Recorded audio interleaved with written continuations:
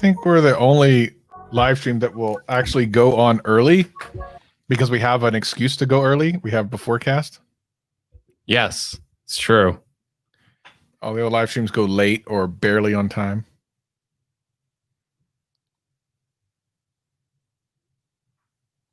What are you doing? I just realized something. What did you realize? I mean, I think Luke was supposed to come on, but then like I didn't. Oh yeah. But like, yeah, we're good to have. Where is he? Right? I mean, yeah, if we want to. I mean, yeah. Sure. Let's see. He's watching now, and he's like, "Oh, I guess that means I don't have to wear. I don't have to have my audio the way it is. It doesn't matter. It doesn't matter. It doesn't matter. It's fine. Yeah, I mean, you know. Think, oh yeah, Luke. Well, I remember you saying it was last week. He had said something about it, and then I forgot all about it. I forgot it. I did a double LOL. I don't know why. Lols. That shows I'm really nervous. I put LOL in the front and then. No, it's like we're like right when you hit live. I'm like, I felt like this week something happened. And something else was going on. Yeah. Oh, the Apple Silicon event. I'm like, oh, I think Luke wanted to be on the show. Oh no. Oh no. That's cool. He can come on like next week. Yeah, whatever he wants. Well, then they'll actually have it, right? So there's that. Did forget live. He says, "Oh, he did forget." Well, does he want to wait until it's actually out, or does he care? Ask him. Say, hey, do you want to wait until you actually have played around with it for a week, or do you want to speculate with us? I don't care. Either way is fine. Or, you know, he's welcome to do either.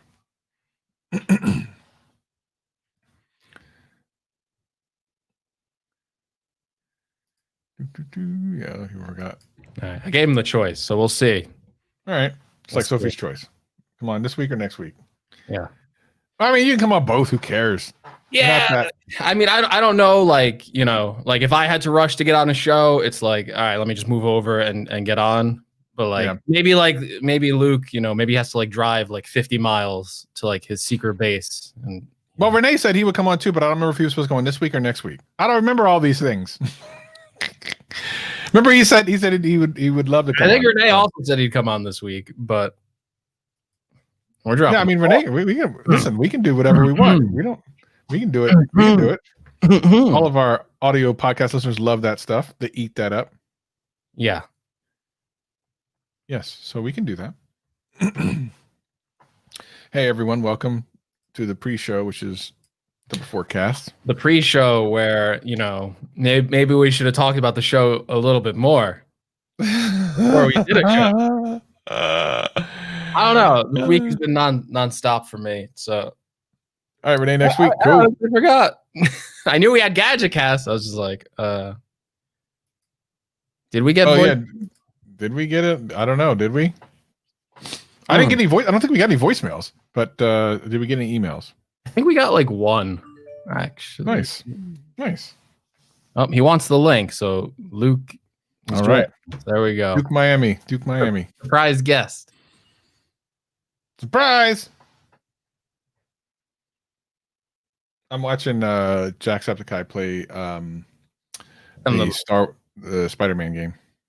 Yeah, I saw that. You were watching him. You posted like a little video on Twitter, and I'm like, you know. I don't need to. Why would I need to buy it and play it when I can watch someone else play it? It's pretty cool looking. I'd have to get a PlayStation. I'm not trying to do all that. Did you get an Xbox? Yeah, it'll be here tomorrow. Yeah, I got the Series S after talking to you about how I got both, and you were looking at me like I was crazy. I think I'm going to return the Series S if that's a thing. I don't know. I think it is. It is. Yeah, I mean, it's pretty disappointing. It's not for people who have 4K. It's for people who, you know, have like TVs and stuff. But you know, I was fine with 1440p. I kind of just maybe thought like, oh, like I'll play some of the Xbox exclusives on it. We should probably save this for the show, but you know, you get before. Well, yeah, we do need to talk about that because there is a reason for that. It's just a very specific reason you would have it. But hello, there he is. Look how debonair he looks. Yeah. Turn up your volume. We can barely hear you. Sorry. All right, is that a little better? Oh my gosh, yes, that's quite loud. All right, sorry. It's a very sensitive. My little Zoom recorder thing here is a very sensitive Perfect. knob. Sounds good now. Oh, don't we all? All right, let's see. Wait for my profile practice. Yeah, we're gonna see that. Yeah, and Renee's in the chat too. He's been dropping 1 billion videos a day. If you ever needed to know anything about anything that Apple's done in the last 2 months, just go to Renee's channel. That's like literally everything. He's been going absolutely crazy with the videos. It's unbelievable. Yes. I've never seen.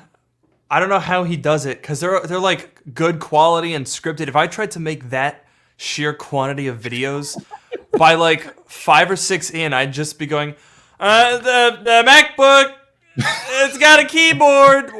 Yeah, like I'd just completely lose my mind. You just be yelling at the camera like, it's M1 with power. It's so funny because I literally have a video that I just need to edit about the M1, and it's funny because I never touched this stuff, so it'll be funny to see how out of sorts I am about it, because I remember shooting it going, this is very incoherent, so I'm hoping the edit saves it. I haven't even looked at it. We'll see though. That was with my my iPhone, the 12 Pro Max and 12 mini video that I posted today. I had like a 35-minute take that was just all over the place. Wow. And I was like, all right, I'm going to sit down and edit this. And then I ended up with 13 minutes of usable stuff that actually made sense. Nice. A lot of it is actually out of order because my brain is so scrambled after this crazy couple of weeks. It's been nuts. Well, let's go ahead and let's just get into this. Why are we doing this before cast garbage when we can do the real spiel? The real cast. Yeah, the real. And by the way, I don't have to record because now that we have a guest in, I don't have to record. So yeah, it makes everything easy. Easy peasy. That means you can post it quick. All right, playa. I'm gonna take extra long though, just because. Why not? Make the people wait. Build the tension. All right. Okay, let's do it. All right, countdown. I guess I don't need to record, but 3. I'll record anyway. Why not?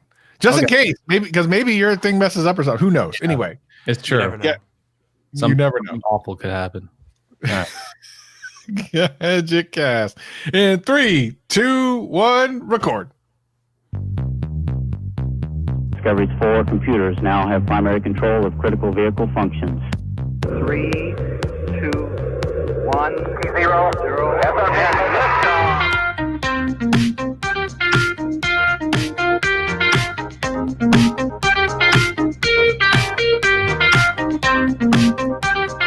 Hello, world. And welcome to the only podcast powered by Apple Silicon, the Gadget Cast. My name is Gregory McFadden, joined always by my co-host Travis MCP. Space travel. What's going on? Nailing that spot at the beginning. That intro was nailed. That was really good timing. And that's Luke Miami. It's me. I'm back. When was the last time I was here? I don't remember. August? I think it was with September. Renee. It was with Renee. Was it all the way back in June? A long time. Wow. Too long. I mean, you've been in chat a lot, but yeah, I mean, listen, dude, you're too big for us. That's fine. I understand. I'm pretty sure Greg's getting more views than I am these past couple of months or so, but Greg's getting more views than he deserves. Let's just be honest about it. He's getting 1 billion and more views. I'll be the first one to agree with that. That sounds good. No, it's good. I'm riding his coattails as much as I can. Hey, sometimes YouTube is like that. They're just like, hey, you know what? You're going to get like a ridiculous amount of views for no reason. And you're like, okay, I'll take it. And then you're like, okay, now I'm going to keep up this momentum. And then they're like, no. Don't get ahead of yourself there. Don't take it for granted. And then they take it away from you. That's funny. Yeah, totally. Thanks everyone in the chat for joining us today. We're going to talk about a couple things. We were actually if you're watching on YouTube, you know what happened. We forgot that Luke was going to join us, so we were like, okay, what are we going to talk about? And then all of a sudden we're like, wait a minute, it's Apple Silicon. Luke's supposed to be here. Why did we forget this? So then, of course, you know who dropped the ball, everyone, ladies and gentlemen, the professional ball dropper himself, Greg from Greg's Gadgets. I don't even have a ball. That's how much I dropped it. So he dropped it so hard. But listen, we're going to talk about Apple Silicon. We will briefly talk about gaming consoles, maybe a little bit more next week when I get mine. But let's just get into it. I mean, Apple Silicon is almost here. I know that both of you are just chomping at the bit to get a hold of it and to see what it's all about. I'm actually going to talk a little bit about it on my channel about what I think is how this is going to be a game changer. But what are you guys really like looking forward to, Greg? Well, first of all, it's a dumpster fire, and I think Apple completely failed us here because, you know, they put up some graphs and, you know, forget what they've been doing with the iPads all these years and how powerful those are. You know, I just think Apple really dropped the ball here. No, absolutely. That's a reference to something. No, I'm the Apple Silicon stuff. I can't wait to get my hands on it. A lot of the stuff is out. You know, there's a lot of open questions right now. We've seen some like benchmarks leak, but we really won't have a good idea of how well these things perform, or even if they perform well at all, until we get them into our hands. But it's super exciting because, as you know, you look at the iPhones, you look at the iPads, you look at what Apple's able to do and constrained devices like that, and your mind starts to run a little bit wild when you think, okay, now they can put that chip into a laptop, they can put that into a desktop. They announced a Mac Mini to go alongside of it. I was super happy to see the first Apple Silicon desktop announced right alongside their laptops. And you can just imagine the power that Apple is going to be able to get out of that M1 processor. If it's anything like they're doing on their iPads, which it stands to reason it will be, what was like the Leak Geekbench score on like a MacBook Air? 7433 multi-core.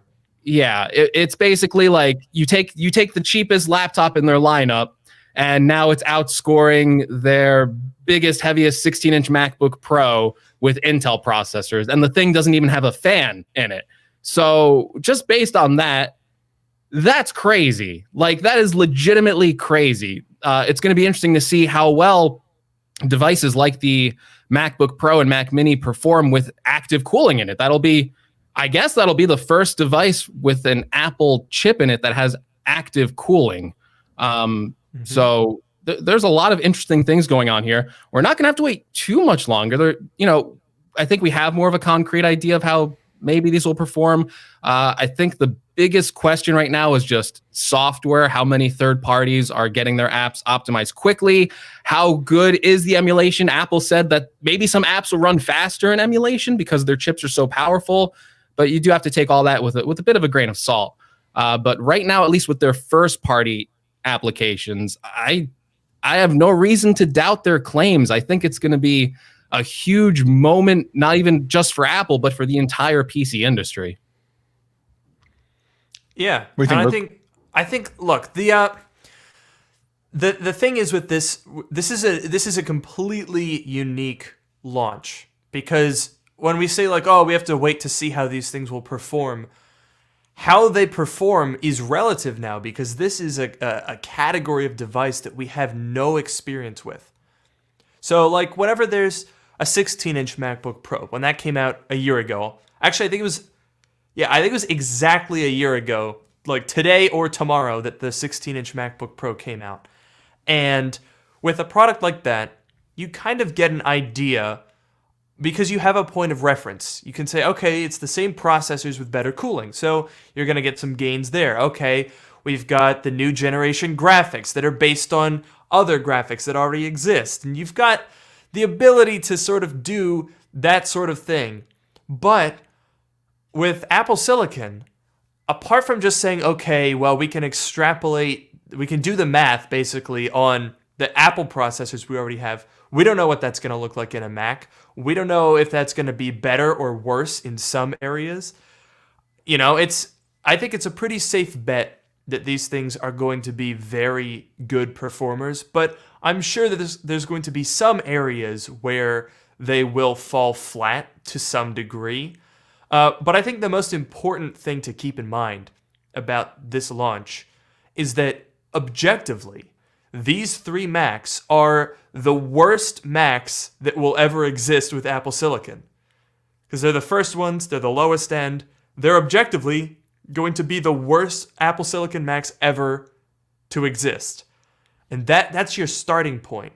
And you're talking, 16-inch MacBook Pro may be competitive. That's insane. Yeah, it's I kind of talk about this in the upcoming videos. Like you look at the benchmarks are benchmarks, right? You don't really you take them with a grain of salt because they don't necessarily mean anything, but they do give you kind of an idea-ish of where this thing lies. And it is if I'm at Intel or AMD, I'm embarrassed because Intel and AMD have been doing this for years. They've been making processors for desktops and laptops for years. Apple comes out with, is it really their first time? Yes, no, right? Like they've been doing mobile processors. I don't know how much of the mix they were in for the PowerPC thing, but regardless, like for all intents and purposes, this is their first time out, and just lays the big thing on the table and says, "Look, y'all been lollygagging." It almost makes you wonder: have AMD and Intel been holding back? Because how is it that Apple is come out this first time and just made a processor that doesn't even make sense? Like it's so performant that we're almost doubting what Apple says. Yet when Apple says these things, they typically are right. Like they're typically right about these things. They don't say this with like, hyperbole. They know that they're going to get tested. If they say it's twice as fast as this, they're going to get tested on this. So what the hell? If you're at AMD and Intel, have you been sitting on technology? You just haven't been, have we been getting ripped off all this time? Like what's going on? Well, I think it's complacency. It's a duopoly of. I mean, to AMD's credit, they have become a lot more competitive in recent years, especially with desktop class chips that are doing really good for x86 architecture.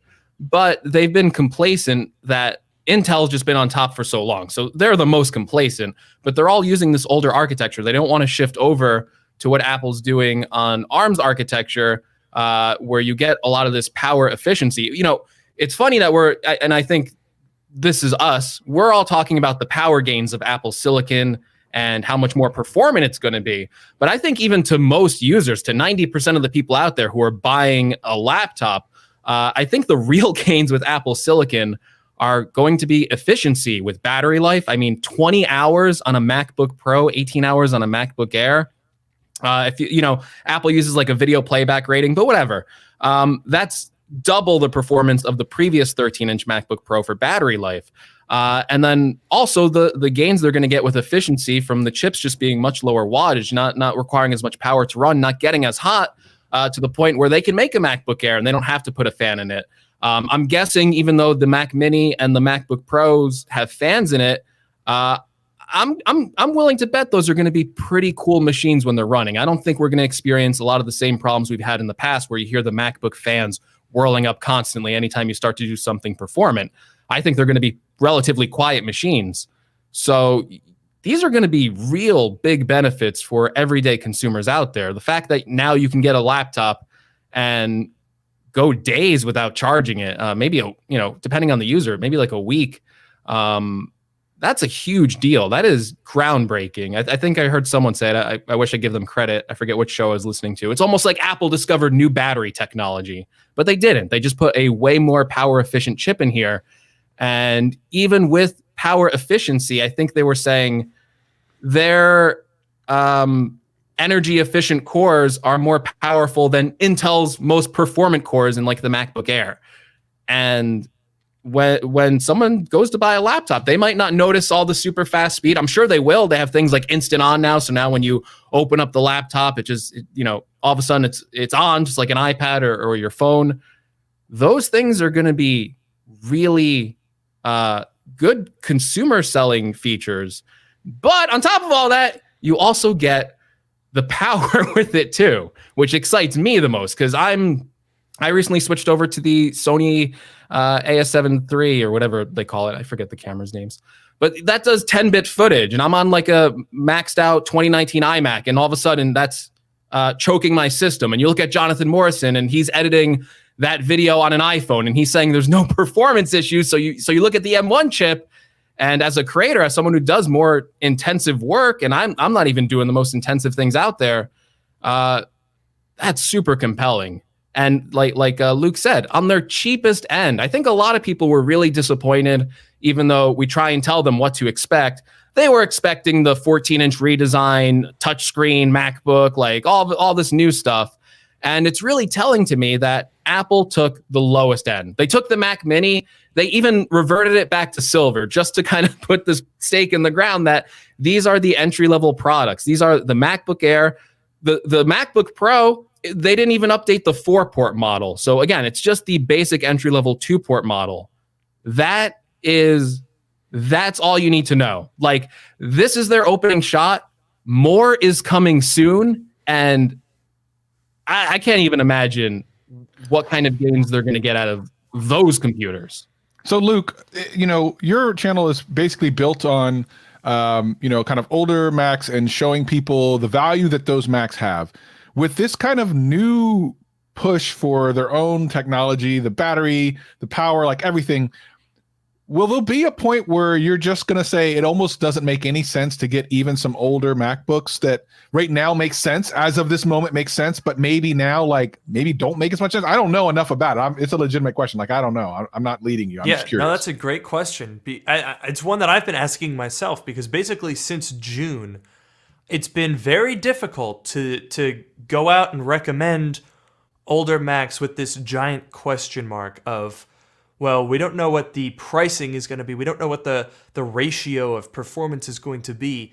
And especially with, a $700 Mac Mini, I certainly wouldn't be recommending anyone buying a Mac Mini right now. Like, wait it out.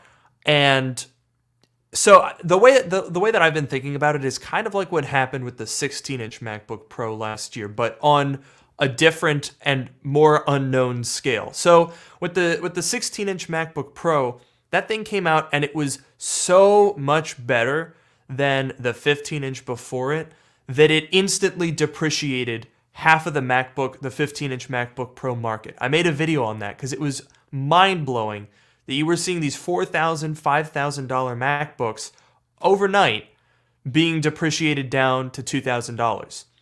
And basically what happened was the 16-inch came along and it set the new cap, where it's like, okay, if this is your benchmark, this is where you're going to get, 6 cores, graphics in the base model 16-inch were better than the highest end Vega 20 graphics in the previous one.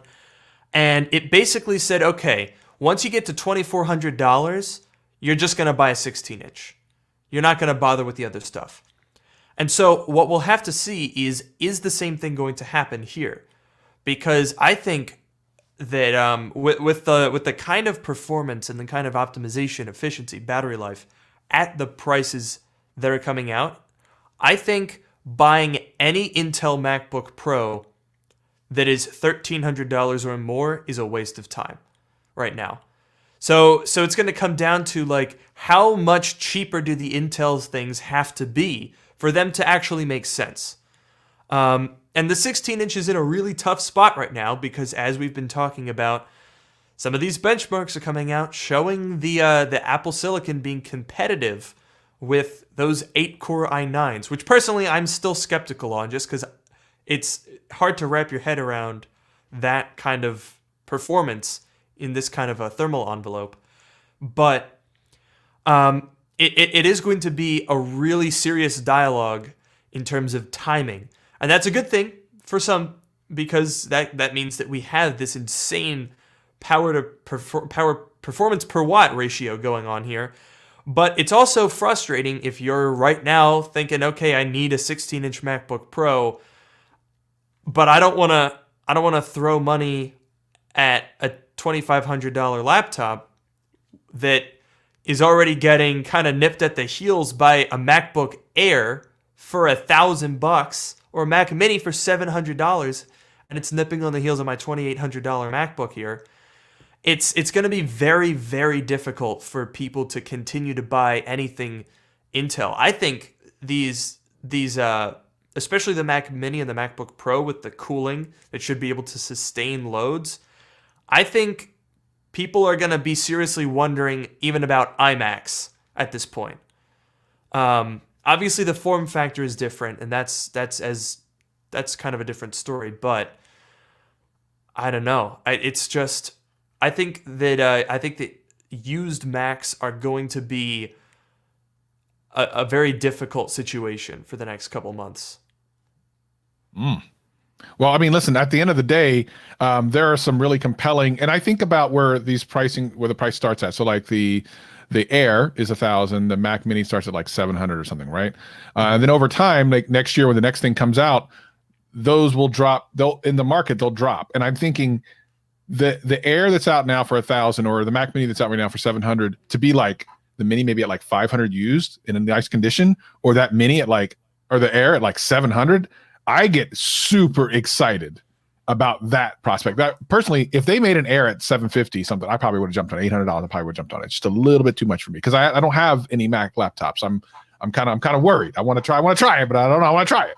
But I'm thinking of the secondary market on these in a year becomes super exciting because, I mean, the performance, the battery life, everything, like the things that you have to worry about on a laptop now, where you got to make sure the battery life is the battery, what is it? The battery like life, not the capacity is good, right? Because typically if you get like a 4-year-old laptop, you might as well just buy a new battery with it. But if this thing is kind of sipping juice all the time, maybe you don't. Maybe it lasts, maybe the battery life is actually longer. I don't know. Because you won't have as many charge cycles on it. If you get 20 hours out of your laptop, you're charging it once every 3 days. That's a lot less cycles on it. So it's a really interesting, like, secondary market. I know it's in the future, but I think it's really interesting. I think you're definitely right. One of the things that I think is interesting, I'm on Apple's refurbished store right now, and they don't have any of the 2020 iMacs yet, but they do have. Oh wait, no, they do. Okay, so they've got the quad-core i5 MacBook Air, the one that retails for $1,200. They've got it at $1,020. So if you apply that sort of refurbished pricing deals to this MacBook Air, then you're talking about the 512 gigabyte with the full 8-core GPU at $1,000 in a couple months from now. And that's Apple refurbished, which means secondhand would be even better than that. But I think you know what you said about how you would have jumped on a $750 MacBook. I think a lot of people would jump on a $750 MacBook Air, especially with a Magic Keyboard. And so what I'm very interested to see is this Apple Silicon going to cause a 16-inch MacBook Pro effect all the way down on the lower end? Because those are the computers that usually depreciate the least. The high-end MacBook Pros, the 15s and the 16s, those things tend to come down in price a lot before they stabilize. But 13-inch MacBook Pros do not move. Like even the Touch Bar ones from 2016. If you go on eBay right now and you try to buy a Touch Bar MacBook Pro, you're probably not even gonna crack $800. Like that's pretty much the low end. Even for the 4-year-old ones, it's weird. They're very stubborn. They're very stable in price. And what's going to be interesting here is if this launch, because I know that $1,000, $1,300 for these new MacBooks, a lot of people, even though they might say, okay, those are objectively better value, maybe I don't have $1,000. Maybe I'm $500, $600, $700. So Apple Silicon, as nice as it is, might be out of my price range, but the existence of it might force a lot of the older stuff that's been a little bit too expensive down in price. Like a 2016 13-inch Touch Bar MacBook Pro for $500. I don't know, maybe not the best because of the butterfly keyboard, but I don't know, that might be worth looking at. That's a lot cheaper than they've been lately. Yeah, real quick for people in the chat, we're going to save the question and answer session for Aftercast. So we will get to your questions. I see a lot of them popping up. I appreciate it very much. Greg, of all the things that you bought over the last month and a half, the $27,000 you probably spent on various products, whether it be phones, iPads, PlayStations, laptops, I mean, every damn thing. What of this new Apple kind of M1 ecosystem, if you want to call it that, are you most excited about? Is it the Air? Is it the Pro? Like, what are you really looking forward to? Yeah, I think it's either between the I'm excited to see how the Air performs just because it has no fan in it. I think I think that's a compelling product. I just look at the iPads and I'm like, I think it's going to perform well. I think it should perform like an iPad, which is good. That's a good thing to say. But I'm really interested to see how they do with active cooling. So I'm more interested in the MacBook Pro, possibly the Mac Mini, depending on how that goes. The Pro, obviously, 20 hours of battery life. I mean, that's just awesome. And then if the performance is even higher than what these Geekbench scores say on the Air, I mean, I don't know. I might go from, leaving my 27-inch iMac if the performance is good enough and going down to like a 13-inch MacBook Pro for the foreseeable future until they refresh the iMac. Maybe I'll do that with the Mac Mini because it has more ports. It's a desktop class computer, but I just need to see how both of those perform, and then I'm gonna make my decision there. But I'm really excited to see how those two products perform. I think actually I checked my order status from Apple. I think they said the MacBook Pro might actually come tomorrow for me. So Really? they I'm no, they jealous. were saying Tuesday. What? And I checked my shipping, and I think they said MacBook Pro delivers by the end of day tomorrow. Unbelievable. I don't know if that's true. I've seen.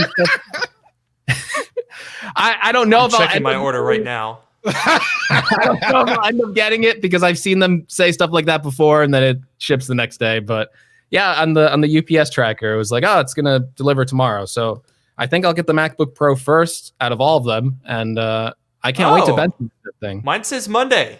There you go. Hey now. Ah. There we Okay. go. Your Monday has been set. All the things Yeah, you guys how are going to be doing about A Monday. little break tomorrow before all the craziness, but apparently not. So maybe hopefully I get it early in the morning because I don't want I to mean, wait. I'm just trying to figure out. I have no idea what my breakdown of videos is going to be because there is so much that I want to talk about, like a ridiculous amount, and I don't know where to start.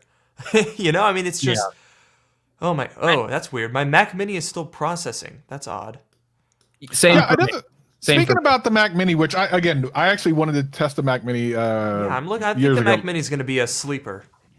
Yeah, I think it's great. I'm just a little surprised though that we didn't see any other option for an M1 desktop. I was a little surprised. But anyone else surprised by that? I was Kind of. surprised. Yeah, kind of, but I also think it makes sense when you see the computers they refreshed. Like I was surprised because we've heard about an iMac. I was kind of hoping maybe we'd see one, but once you see all that they refreshed all the low end stuff, you have to imagine that the next MacBook Pros and the iMacs, those are all going to share the same chip. Those are going to be bigger and better than what we're getting with the M1 even. So it makes sense to me now. During the event, I was kind of like, Mac Mini, that's weird. Yeah, I think so. I think Apple has really done something very intentionally here with all three of these Macs. I think they intentionally held back on these in terms of the overall products. I mean, the M1. Let's be honest. Let's call it what it is. It's an A14X with a different name, right? It's the same layout in almost every way as the A12X and Z, but using A14 cores instead of A12. It's a pretty simple formula. So it's definitely what we expected, and I would bet that we're going to see an actual A14X. Maybe it'll be the 7-core GPU version that they use in the iPads, possibly. I think we'll see that pretty soon. So it's definitely kind of what you would expect, but the fact that they're giving this kind of performance, giving this kind of at least theoretical gains, but didn't even bother to. They didn't even try to improve the overall package. I think is almost like a subtle way of saying like, this is what we can do, and we don't even care. Like we're just throwing it in. Like I guarantee you guys, I'm gonna say this here. You guys can clip this and use it against me if it ends up being wrong. I guarantee that when I open up this MacBook Air, there's gonna be an empty hole where the fan used to be and no other difference. I legitimately think that they just took the fan out of the assembly line and called it a day with that thing. I mean, it's not like there was a heatsink in the first place connecting them, a heat pipe. So, I mean, this is literally like the lowest energy that they could put into a product like this. And it's still, 20-hour battery. I don't think they've changed the battery at all. I would be willing to bet that bar some like, minor changing of position of connectors and stuff, I would not be surprised if the Intel and Apple Silicon boards in like the MacBook Air and the Pro are interchangeable. So that just gives you an idea of like, this is a starting point. This is just what they're doing when they're not even trying. So when we eventually do get a new generation that's actually built around Apple Silicon, not sort of adapted for it, I think that opens up a lot of really, really interesting possibilities. Yeah, we're in a really cool time. I also like the fact that this might be a sneak peek at the A14X in the next iPad Pro. As you know, I'm an iPad Pro guy. So that's kind of exciting for me. I'm kind of like, okay, let's get it. Can we just go ahead and put it on sale? That'd be great. But I guess keep the name A14X instead. Yeah, I don't know. Yeah. No, I think they're saving the bigger chips for the redesigns of everything. I kind of expected that they would use the same designs. It's kind of like a statement that way too. It's like, look, these are the same exact laptops and the same exact desktop that you could buy before. And all we did is put our chip in it. We just took Intel out, we put our chip in it. Look at how much better it performs now. Look at all the efficiency gains you're getting. And that is kind of a powerful statement, because you can just you're going to see it. You're going to see me, you're going to see Luke do it. You're going to see the previous version of the MacBook Air running against the M1 version of the MacBook Air. People are going to watch that video. They're going to see the same looking laptop side by side. They're going to see the only difference is a chip difference. And people are going to, if the results are good, people are going to walk away going, I need an M1 or an M2, whatever. My next computer needs to be Apple Silicon. And that's going to be great for them. I really do wonder, depending on how Intel, AMD, Qualcomm, I think they do some ARM stuff on like Windows. It's not that good, but it'll be interesting to see how they respond to this. I almost wonder if Windows doesn't get it together, and they usually take a long time to do transitions. I don't know. They have a lot more units to do that to. I kind of wonder if you'll see a big shift of creators moving back to the Mac, just like there was a big shift of creators moving to Windows for better options. I wonder if the M1, M2, whatever Apple Silicon chips are just going to be so performant that it's going to be impossible to ignore. Yeah, and you know what I just thought of, and I know that we just came out with the new PlayStation 5 and Xbox Series X, which we can talk a little bit about. But something popped into my head. What if over the next couple of years, because they have 5 or 6 years if they continue to do this, and there's no reason to think that they won't, that Apple could be the processor for the next generation gaming console? There's no reason it couldn't, because right now AMD is the one who kind of has that kind of thing wrapped up. But right now, as we've seen, the M1 has really good processing power and pretty good GPU performance. We can expect that over the next couple of years, Apple will get better with. And the reason why I bring this up is because there's two things about consoles that are constantly trying to be improved upon by those manufacturers: power efficiency and heat. And both of those things are solved by this processor. What if, and again, I'm not saying Apple would do this, but there's no reason for them not to. What if in 5 years that processor is so tuned in that it makes sense for a gaming console that Microsoft and Sony go, you know what? We don't need to go to AMD or Intel anymore. There's no reason. And millions of processors get sold that way. And then it becomes this kind of overly dominant thing. Now, will it happen? Probably not. But if you really think it through, there's no reason it couldn't. Yeah, I mean, I don't think Apple would ever really license out their CPUs to other people. I think they want them to be, everything Apple does is so tight-knit. What I could foresee happening is, so the Apple TV is in a weird spot right now because I don't think most people really need an Apple TV anymore. I mean, I've got like this $400 Samsung TV, and it's got all the streaming apps. It's a smart TV. Almost any TV you could find out there is going to be smart now. So the Apple TV, I have one. I don't use it anymore. It's sitting in a corner somewhere. So if you were to sort of take an Apple TV with an M1 chip in it and sort of position it as like a pseudo Xbox / Nintendo Switch, and sort of get. And this is Apple. They could definitely, they could throw enough money at AAA developers to get some titles for this thing. I think it could be interesting, an Apple game console. They'll never call it that, but Apple Arcade exists, proves that Apple is interested in gaming. They always talk about games at their events. Even back with the Intel days 5-6 years ago, they talk about gaming at the events, and you're just kind of like, what do you mean gaming? No one games on a Mac. Because the developers didn't want to develop for the Mac. But with Apple Silicon, I have to imagine it makes it easier to develop for the Mac, because it'll just be like a one and done thing. And you can develop for the iPad while you're at it too and make it a mobile game. And so really it's a matter of economics. People didn't develop for them. Game developers didn't make their games Mac compatible because gamers weren't buying Macs. But if all of a sudden you have a Mac and it can game, and you're like, well, I'll game on this thing. Why not? It can do it. Then perhaps there will be enough demand to get developers and game studios to go, okay, this is clearly hardware that is capable of gaming with an audience of people that are willing to game on it. That is worth our time. Yeah.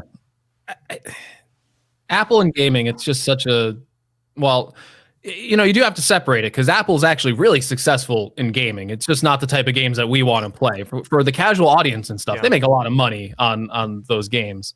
But going more towards console gaming, hardcore gaming, for lack of a better term, Apple just has never been there. I have no faith in them to execute on this strategy, but it looks like they could probably do it pretty easily if they actually wanted to. These chips are powerful. We didn't even talk about, we're talking about CPU gains. The graphical gains in these chips too are pretty impressive. You look at that last Mac Mini, I think it's like a 6 times improvement. That was one of the weakest aspects of the last Mac Mini. The graphics in it were just awful. But you're looking at, and I think I ran the numbers based on the metal scores. I don't know if it'll work out this way, but you're looking at like Macs that are, these are integrated GPUs. They're not dedicated, so you can't expect like super magic out of them. But you're looking at chips that are outperforming 2016 MacBook Pro's dedicated graphics cards. That's a pretty significant thing. If Apple was to make a dedicated mobile gaming console, it would have better graphics than the Nintendo Switch. And Nintendo's already proven that you can make a console that doesn't have to compete blow for blow with just the best graphics, and you can sell that. Now, Apple could execute that strategy just based on all the devices they have. They wouldn't even have to make another console or anything. You could make like an Apple TV box. You could play it at home. But I'm sure, the best strategy for them would to find out a way to, you go into your home, you have your iPhone, and you can play it on your TV. You have a controller, and all of a sudden that just streams to your TV, right? It would be very simple for them to kind of execute on the strategy without even having to sell another product. It's just whether they want to do it, if they can do it. I think they would need to make a dedicated, they would need to make dedicated hardware, touchscreen controls for this audience. It's just not going to do it. They would need, like if Apple made something like a Nintendo Switch accessory that went on your iPhone and it was really easy to connect through like smart connectors. Again, I don't know if they've tested this out, but I think that'd be super compelling. I think it would open up a whole other market for them. It's just, do they want to do it? Again, they make a lot of money with the mobile games they have now and the business model they have there.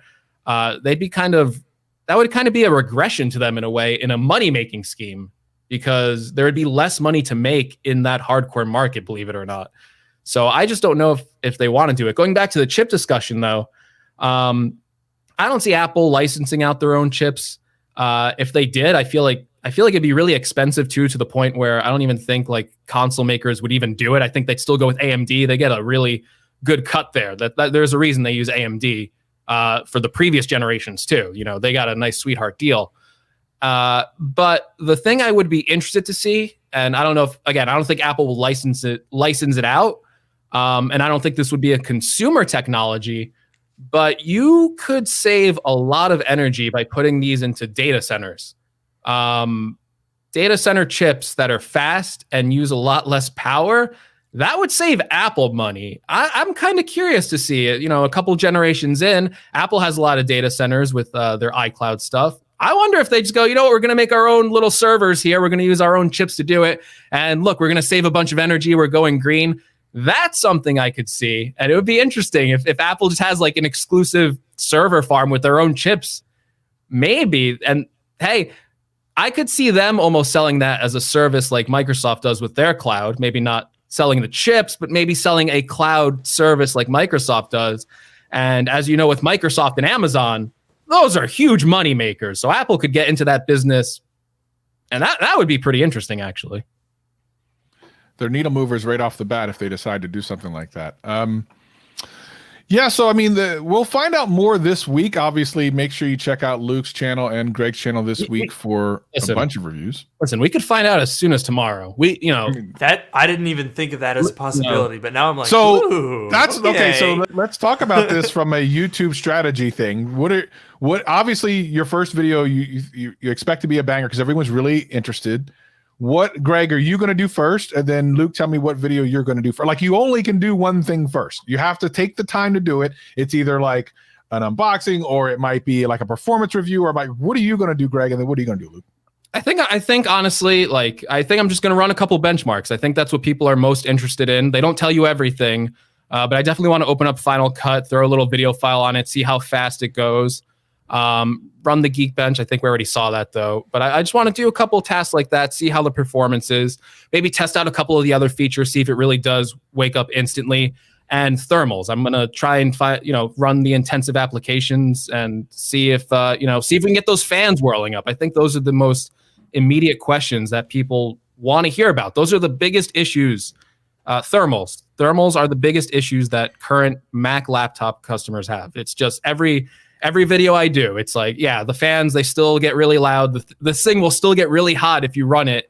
If you're like playing a game or you're on Final Cut, it's going to be interesting. So, yeah, I think I'm probably going to end up doing something. I've got a huge suite of like software and benchmarks and testing that I want to do, and it's going to take me a little while to get through that.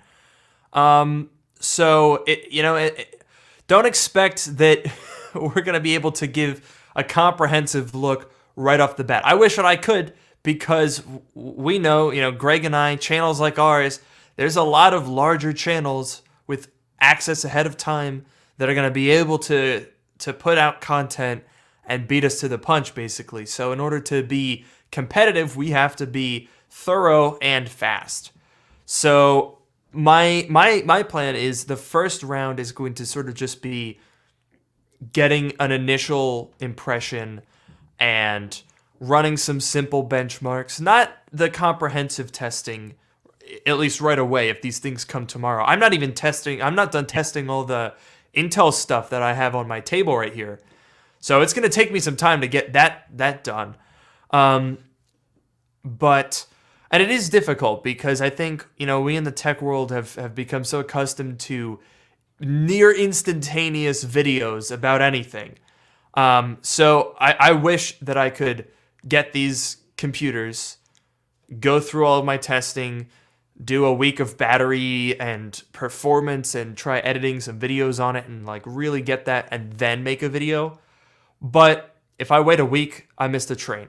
It's a simple fact. I spent almost $3,000 on these Macs, and if I don't come out with a day one video, it's going to cost me. So there's going to be a lot of content about these Macs. And I guess the challenge for people like us, even you, Travis, if you end up buying one of these things, is like, what's an angle that you can take that is outstandingly helpful, or a perspective that isn't covered that much. So I don't know exactly what my unique angle is going to be yet. I'm probably going to figure that out while I'm playing with these things, but I'll have to think of it pretty quick. Yeah, the funny thing, I like what you said there, because literally my iPhone video from yesterday, the only reason that it did well is because I didn't do what everyone else was doing, which was the review thing. Like, everyone, by the time I got my phone, it had been reviewed to hell and back. And really, to be honest, once you got to the 11 Pro, it was 90% reviewed. The only things really after that were like the camera and the battery. So, and I could already start seeing views on videos about that was kind of going downward. So I had to go kind of left where everyone else was going right. So I totally get it. Like, if the embargo lifts tomorrow, you wake up tomorrow morning, Rene Ritchie has 12 videos out about it, which is very possible. You never It's know. very possible. Renee never tells us. Renee's always in chat. No, I told him when he was on my live stream, he was watching. Renee's totally watching this on an M1 Mac. He 100% is. He's This, laughing. every I actually weekend he don't- does this. I actually don't know a whole lot about the embargo situation. I'm assuming that they got review units. Yeah, that's the assumption. So this happens all the time. The last couple of weeks for the iPhone 12 and 12 Pro Max and stuff, I've been giving Renee a hard time because I know he has them, right? So the Saturday before he released his review, he was on my live stream just watching, and I go, "You're watching this live stream on the iPhone 12, aren't you?" "I know you are." And we were giving him a hard time about it. Then the week before the Pros, I'm like, "How does this look on the Pro? Does it look good on the Pro Max? Does it look good on Pro?" You know, so we know he's watching on that, and he's really good about abiding by. He's not going to tell us. He's not going to wink, wink, nudge, nudge. But tomorrow morning, you'll wake up. There'll probably be a review there. Now, if the embargo is Tuesday, which is what it tends to have been lately, at least I think, that would be great for you guys. Yeah. You know, where they can release. If we're getting it But we don't know. tomorrow. So honestly, I don't know, because with the different releases, it's very hard for me to figure out which ones. I wish I could know ahead of time which ones would perform well, and it's always a bit of an experiment. I think, Greg, you probably are on the same page there. I don't know about you, but the iPhone 12 content, for me at least, has been abysmal. It just gets beaten to heck. Within 24 hours, you miss the train. So I made my video. I didn't put a ton of time into it because I was like, I could make a really, really, really well-polished video, or I could just sit down and give you 15 minutes of my thoughts, and they're probably going to do about the same. So I did the latter one. I'm going to save my energy because I'm really pushing hard on this Apple Silicon, because I think, for me specifically, as a Mac-focused channel, I think even if I'm a little bit late, even if I'm after embargoes, that will probably still be content that interests people.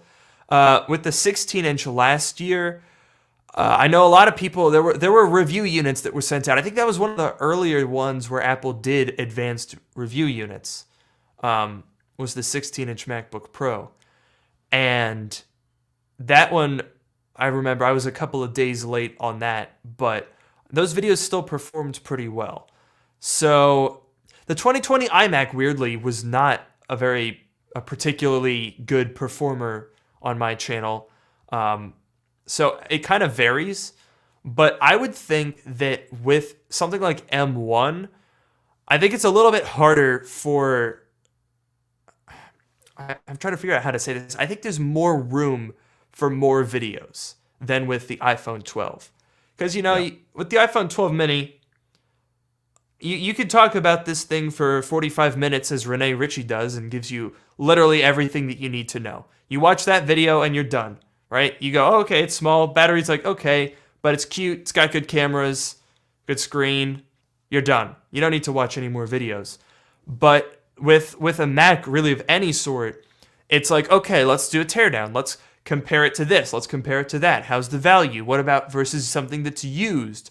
There's so many different perspectives to bring into it that I think it's a better trove of potential content than with an iPhone launch. Yeah, 100%. Just going back to what you're saying. Yeah, every year my iPhone content, it never does that well, especially in the beginning. If I come back and revisit it like a couple months later, it actually does pretty well. That's because people have moved on, they're onto something else. Mac content, though, always does pretty well for me, even on first day stuff, because I think even a lot of like mainstream reviewers, they'll answer the mainstream stuff about the computer. That's where I try and dive a little bit deeper to see, okay, where are some of the other questions that people have with this specific MacBook? Again, people are always interested in the thermals in those machines, and those never get answered. Now with this transition to M1, there's more questions than ever about all these claims that Apple makes. There's software things as well to look out for. Don't forget, you're going to have a lot of iPad and iPhone software running on this. That is potentially pretty interesting. Taking a look at some of that software, seeing how well it runs. What are the best iPad apps that are adapted for the MacBook? How well do they run? Does an iPad app run better than Apple's app? Does LumaFusion beat out Final Cut? So there's a lot of questions going into this Apple Silicon transition. That, yeah, I mean, you can make the review video. If these reviewers have had it for a couple of days, there's no way they're going to be able to scratch the surface of the questions that are out there that people have about these new MacBooks, because there's going to be a lot of them. And it might, like Luke was saying, it's going to take a while to parse through all that. People are going to be interested. People are kind of interested in the phone comparison stuff, like last year, this year. It's, kind of. But with Macs and stuff, these are machines that they're usually buying to be a little bit more performant, and they really do care. How much faster is this than the old MacBook Air? How much faster is this than the MacBook Pro? Is it really faster than a 16-inch MacBook Pro? People are going to be looking for those questions. So, yeah, it's going to be an interesting week. And so we're definitely going to have another whole Gadgetcast about this next week. I think Rene Ritchie said he's going to join us, and Luke can come back as well if he wants to. It'd be fun. But we want to get the quad back together from the quad score. I'll be podcasting from my Mac Mini, so everything better run smooth. We did that. Remember that. So let's real quick for the last couple of minutes we have here, because I want to do a little bit of aftercast for those of you watching on YouTube. If you're listening to the audio podcast, thank you so much. Of course, if you ever want to partake in the beforecast, you get not to be a stickler, but you do have PlayStation 5 and Xbox in the title. Is that just that's literally what I'm about to talk about? Greg, let me do my spiel. Cancel, Greg. Literally, I'm making the space for it. All right, look, Greg, you're wasting too much time. Exactly. Stop it. Again, the aftercast is where we're going to do question and answers about this, and of course, next week we're going to do more. However, I do want to talk a little bit about consoles while we have a little bit of time, because those of you who follow Greg on Twitter will know that he bought every single PlayStation and Xbox he can get his hand on. He has like 4 or 5 consoles in the house. He has 2 people who live in the house. He's got a pet, and that's about it. But he has enough consoles for every living thing that's in his house. So please explain yourself, Greg.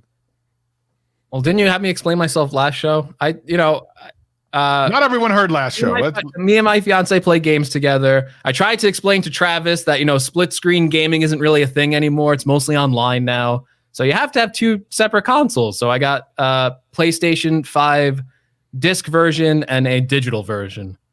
Disc version mostly for just 4K Blu-rays. I don't even think I'm going to play any games on it through that.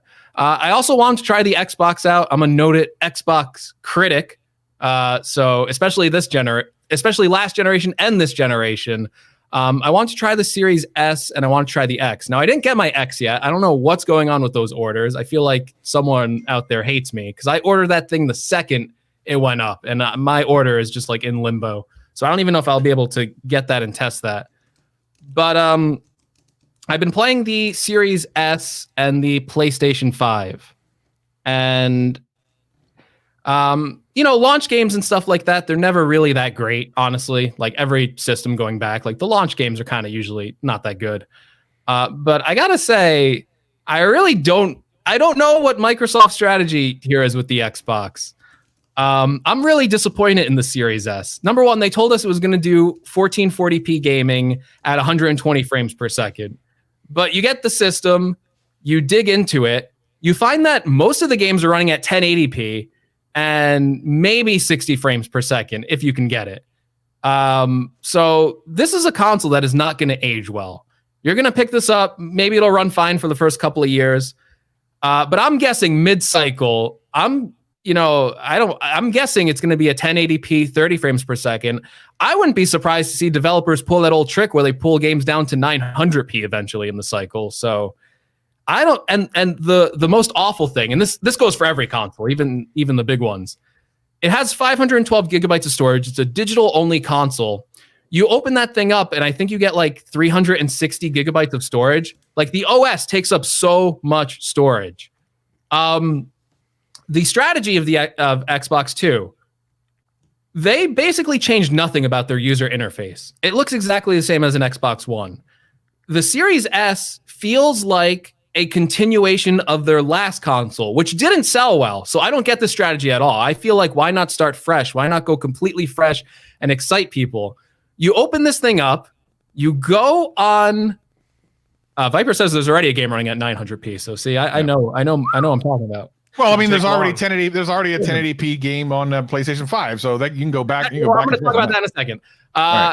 So you open this, you turn on your Xbox, you go to the store, it's just littered with games from last generation. I couldn't even find like where's the exclusive game? Like where's like the new generation of games? Where's like nothing? And I don't know. I asked people online, I'm like, what's like the best Xbox game to play now? And they're like, like Assassin's Creed. And it's like, yeah, but that's not really like a true exclusive. Like, is there any like, no, nothing. So I don't know.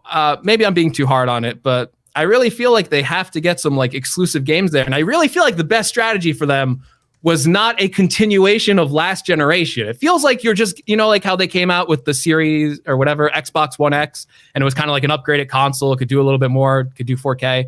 This is what this generation feels like for them. PlayStation, on the other hand, it felt like a whole new experience. It has a new user interface.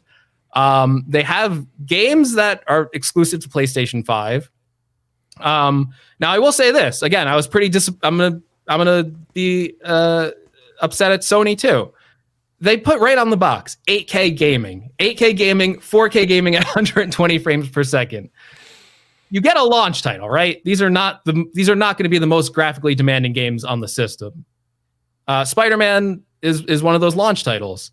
You open it up, and one of the first things it asks you is, do you want to play in fidelity mode or do you want to play at 60 frames per second?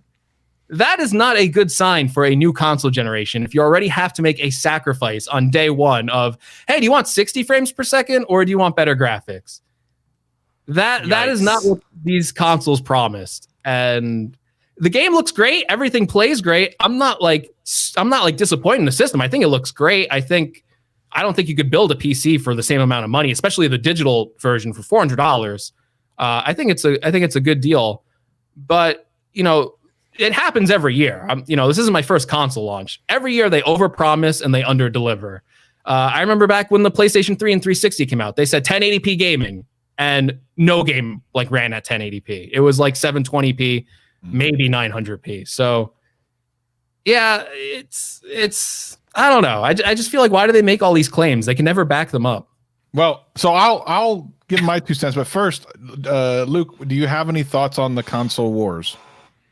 So the only console that I've ever owned, Greg's not gonna like. You guys are probably gonna make fun of me because I'm a techie guy, but not when it comes to consoles. The most recent console that I have owned was a PS3 Slim, way back in like 2009. So I have not been up to date with consoles. However, one of the things that caught my attention about this one was the Unreal Engine 5 demo that was running on, I believe, a PlayStation 5.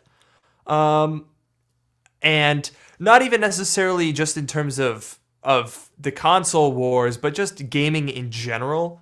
That kind of graphical fidelity is, it gives you that tingle. You're like, ooh, oh boy. Like, it gives you something to look forward to. I'm more of a PC guy. That being said, I'm still refreshing, waiting for that 3080 to become available. I've been trying to get one since September, which is, it's funny to think about, with all of these Apple launches. I was able to get all 4 iPhones on launch day, all 3 of these Macs on launch day, and more than 2 months in, I still can't get an RTX 3080. Apparently, Apple is good at that, whereas other companies are not.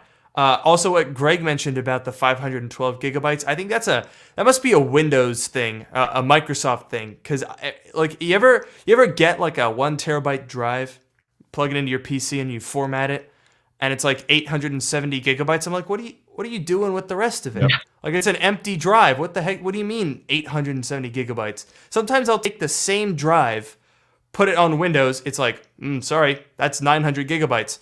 I'll put it on a Mac, and just to sort of give Windows the middle finger, it's like, oh, this is actually 1.01 terabytes. I have the base model Surface Laptop Go that I reviewed a couple weeks ago. They're like super base model one that comes with 64 gigabytes of eMMC storage. By the time you boot it up and get to the desktop, you have 31 gigabytes left. Like, I think if you're gonna advertise 512 gigabytes, that should be available. That shouldn't be okay. Well, that's what the modules are before we format it poorly and put a bunch of bloatware and operating system files on it, and then you're left with 380. This is one of the annoying. things that for years I've always wondered why no one's ever taken any hard drive manufacturers to court. They're going to say, well, 8 megabits is a megabyte and there's this, that, and the other. But no, you're advertising something that is you will never get. You will never get a gig storage out of a gig drive or a terabyte drive. It won't happen. It doesn't happen. So I'm really surprised that like you can't go to the gas station and say you want 2 gallons of gas and they give you it's actually 1 1/3. 1.9. You know what I mean? Like you're not gonna be okay with that. So I don't know why. Anyway, we'll do that another time. It's not a turbo boost. It's not up to 512 gigabytes. Give me the storage that you're selling me. Exactly. Real quick, because we need to end here soon because I actually have an appointment at the Apple Store here in an hour, so I need to get through this. I actually like what Microsoft's doing. My Xbox Series X comes tomorrow, so I can't speak on that, but I like aspects of what they're doing. I think Game Pass is a no-brainer. There's so many incredible games on there, especially since they added EA access. There's a tremendous amount of games on there now. Greg he's shaking his head, but he doesn't know. Like as like last night, and it's these are all EA. With EA. There's a bunch of really great games on there, plus EA games, plus games that have been updated, including things like Gears of War 5 that is for Xbox Series X. Anyway, I think there's a tremendous amount of games on there, some really great stuff.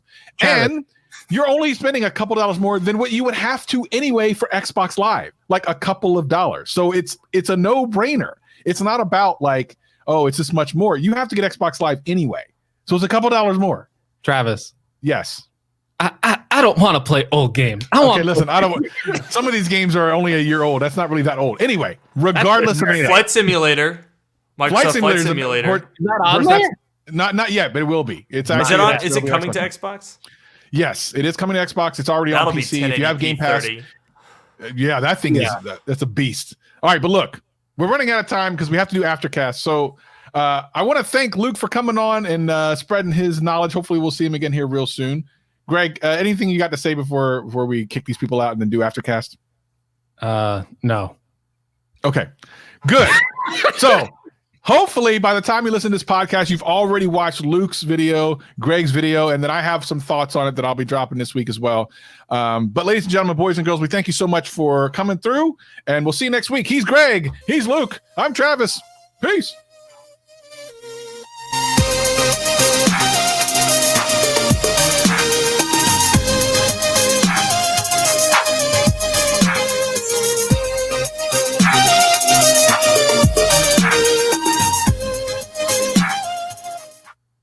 So, yeah, go ahead. Tell them what happened. So I don't know if anyone. People noticed during the show. People noticed I was laughing and texting. Yeah, I almost called you out. I was like, what's going on here? So right before we started, I was, I dismissed Travis when he said, "I'm going to record too, just in case something happens," and I was kind of like, "No, okay, whatever." As soon as we started the show, I got this error on my thing, and it just stopped the recording. So, so we're gonna have to use my backup recording after all. That kind of worked out. Oh my gosh. Okay, so we will take questions real quick for the next couple of minutes before I have to run out of here and go to the mall for whatever reason. So I saw there was a bunch of questions coming in the chat. So go ahead, let's load them up and let's get these questions. I got the question. What are you doing at the Apple Store? Yeah. Let me put that at the end. Okay. Now, explain yourself. Hold on. The funny thing about this is I would like to share, but I'll tell you guys after I'll tell you. Well, I actually texted Greg yesterday what I'm doing. I'll tell Luke after. Okay. Can you guys speak on this thoughts on upgrading from the 2014 MacBook? I think we kind of covered something similar to this earlier, but to the new MacBook with 16 gigs RAM or wait for 14. What are we I've actually heard. I've been talking to some insider information, and people are really conflicted over whether or not there will actually be a 14-inch MacBook Pro. I mean, it's only a 0.7 of an inch difference, I guess. So it's not a huge deal. Whether or not they actually call it a 14-inch, I think what this person is asking is is there going to be a new generation of MacBook Pro with like a different design that's coming out somewhat soon. And my best guess as of right now, based on reports that are all over the place and people that I've talked to that are all over the place, is probably about a year from now. Gary's calling you out there. That's a super chat. He's asking what you're doing at the Apple Store. No, that's terrible. He means I have to answer it. Yeah. Otherwise, you're Max in the rude. back. Let Duke, answer his question. Yeah. I mean, so I think it really all depends on if you need a new one now and how long you want to keep the new computer that you're going to get. If you don't need a new one now and you're just going, ooh, the M1 is great, there's really no reason that you have to go out and buy it. Because as we said at the beginning of the show, it's like, these are the worst Apple Silicon Macs that will ever exist. They're only going to get better. And if they don't get better, then these are going to get cheaper. So it doesn't hurt to wait. But that being said, don't be afraid of buying the new one because there's going to be something better that's coming later. There's always something better that's coming later. You could, I think a very fair argument to make would be Intel might depreciate a lot with Apple Silicon on the market. So if you get out of Intel now, you might save yourself some money in the long run, or you might not take as much of a hit if you upgrade now and then upgrade again a year from now. We'll have to wait and see. But as of right now, I would say don't make up your mind before the reviews are out. Best TV for PS5, that's pretty easy. Actually, Austin Evans did a video about this just a couple of weeks ago. I would watch that because he talks about a lot of the specifications you need to watch out for. I saw this. I thought this was really cool. No. Disagree. What? That video left me depressed when he was like, all these TVs are lying to you. I was like, Well, you need to know that. You need to know that. hey, Was one of your TVs a liar, Greg? no, I got the right TV. You got to get the LG CX 120 hertz. I'm thinking about getting that, yeah. So Yeah. that's what you got to get. I've got the LG 75 Nano 99 that they sent over, and I'm very happy with it. It's not OLED, but granted, for a 75-inch OLED, it's like almost $30 grand. $1 billion. So it's $1 billion. I'm happy with my I got my Nano cell. 5-inch OLED at Best Buy for $18.50. So I was pretty happy with that. 65-inch, you said? 65. Yeah, 65. OLED. Yeah. Wow. Friday Yeah. sale. I just got it like a Dang. couple weeks ago. Yep, they're not too bad now. 77-inch though is like 3,500. Yeah, I think I might go. Wait, is that 4K? I'm assuming? 4K 120. Gotcha. 4K 120. Yep. So I like how Luke fits in with the gang. Yeah, he does a great job. We love Luke. Have you guys had issues getting your AirPod Pros to auto switch to the Mac? I'm gonna be honest. I have not used my AirPod Pros in a while. Because when I'm like at home, I prefer to use over-ear headphones, so you don't have to be fiddling and adjusting them, and they sound a little bit better. I used my AirPods Pro all the time when I was, back when the world was not falling to Crazy. pieces, and I could go out, because I don't want to be that guy walking around with over-ear headphones out in public. It's just, it's not a good look. So, but I've not experienced that AirPod switching issue. What about you, Greg? I'll have to get back to you. I haven't had any issues, honestly, but yeah, I usually don't use AirPods on my Mac. I've tested it out to see if it worked, and it worked for me. So I actually demoed that in a video. But the main Mac I use is still on Catalina. I got to upgrade it to Big Sur. So I don't know. Okay. Yeah, no issues to report, but I'm not really using it on my Mac too much. So the super chat from Gary. This is a difficult one for me to answer. If you watched my Saturday morning live stream yesterday, there was a lot of things that happened in that live stream, and the reason I'm going to the Apple Store is something that happened at the end of the live stream. I don't want to go into detail about it because it concerns someone who's not a public figure. It's someone who watches my channel, so I'm going to do something nice for them. And I don't mind sharing that, except for the fact that when you start saying that, people are like, "Oh, I need things," and I don't want that. I don't need all that. So I'm just doing something nice for someone. I'll just leave it at that. That's fair. Travis is buying me a new iPod. Okay. Yeah, the iPod Touch. Yeah. Reckon Greg Apple will has make a always wanted one. a modified M1 for iPod Pros. Yeah, we think that's going to be the A14X. I think it would actually be fair to say that the M1 is a modified A14X from an iPad Pro. They just haven't released the iPad Pro yet. Right. Let's see. Will only one external monitor be a big deal to many buying new laptops? I don't think so. I think people. I was going to mention this during the actual Gadget Cast, but I didn't find a good spot to say it, and also I forgot. But I think that people are overestimating where these devices are positioned. Because, like, honestly, a lot of people are looking at, like, the new base model MacBook Air, base model MacBook Pro, base model Mac Mini, and going, wait a minute, why can't I plug in two 6K displays and have all these Thunderbolt controllers and stuff? And it's like, okay, but were you going to do that with your Core i3 MacBook Air? Probably not. Just because they've raised the bar for these lower-end devices doesn't mean that they're not still the lower-end devices. So, like, I get the frustration of like, oh, why is 16 gigabytes of RAM the max? But the base model the MacBook Air never went above 16 gigabytes. The MacBook Pro in the 2 Thunderbolt port version, I don't believe that went over 16. I think you had to step up to the 4 Thunderbolt port. So like, they're still the entry-level models. Just because they can be used, just because they are more powerful now, doesn't mean that they're not still the entry-level ones. So I think, obviously there's going to be more powerful ones later that are going to support more displays, have more Thunderbolt ports. So just, be patient. Okay, real quick. Greg, should Apple scrap the entry-level MacBook Pro 13, just have a 13 and 16 Air and blah, blah, blah, blah?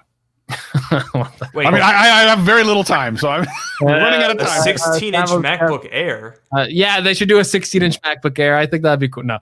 LG Graham. No, I mean, maybe in the future they should scrap it, depending on how performant the M1 chip is. It might be a little bit redundant to have it in the lineup, especially if you have a MacBook Air that performs just as well as it. I mean, we really need to see these machines before we can make those assumptions. But honestly, I've liked the little entry level MacBook Pro. It's been an okay computer, especially if you compare it against the MacBook Air. You got a lot more power out of it in the past.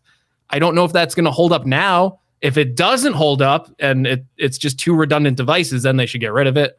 But we're going to have to wait and see. I think it will hold up. I suspect there will be a noticeable difference in performance between the Air and the Pro. I might be wrong, but that's my gut tells me. Especially during the remember when they showed up their vague graphs that were just like line, yeah. And one of them was like the 10 watt. They really made a good point to say, okay, here's it operating at a 10 watt, and there was still area left on the graph. So I suspect that there will be extra untapped performance left over for the Mini and the Pro. I think. Thank you so much, Greg, Travis. Thanks for the super chat. We appreciate you. Let's see. Let me keep going down. Okay, here we go. Better optimized for LTE SIM. Oh, geez. I don't know the answer to that. I don't know either, because I've got the SIM that I have in my 12 Pro Max right now is, I'm pretty sure I've had that SIM card since either 2016 or 2018. Certainly since 2018. And I've just moved it over. I don't have a 5G T-Mobile, SIM card. So T-Mobile made us get an actual new SIM card. Really? Huh. Yeah, because of like the millimeter wave or something like that. So the original one I had, the older one, showed 5G, but it didn't have like I don't know if it was millimeter wave or whatever. It didn't have the better part of 5G. So the ultra wideband. Yeah, I think that might have been what it was. So I had to go get it for that. It was free, but still had to go get it. I might have to look into that. Well, this is a John Prosser question, but you guys can speculate real quick. Do you think the AirPods Studio and tags get released in press release or an event? Where the hell are they? I know, right? What the heck is going on here? I mean, I don't really care. Like, AirTags is talk about all hype. No, like, who cares? Like, sure, they're gonna be interesting. It's gonna be like, okay, you can track stuff. It's like a tile.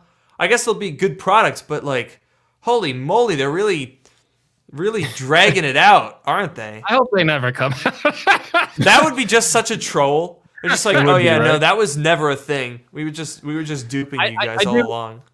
I do think they'll do the headphones in a press release, though, because they released AirPods Pro in a press release. That's a way higher seller than these headphones are going to be. So why not? Definitely. Yeah. Last question. Do you think Apple will no longer allow us to add RAM in the future? That's kind of a point at what's going on right now. Mac Pro, yes. Everything else, no. Yes. That's my guess. All right. I have heard word that they're working on a socketed CPU, so it's possible that upgradability is not completely dead, but in the MacBooks, it's been dead for a while, and I don't think it's coming back. All right. Well, thanks everyone for joining us for the Aftercast. Luke, of course, we might see you next week if you're available. We'd love to talk about more things after after the things happen. Anyway, I've got to quickly I might look get a little to bit them all. more frazzled. After a week Like the of mad filming. scientist, like, The apple silicate is so good. Well, I'm looking forward. I'm going to be watching all these guys' videos, so that'll be great. Ladies and gentlemen, thank you so much for joining us. If you missed any of this, you can watch the replay here on YouTube or the audio podcast as always. Until then, see you guys next time.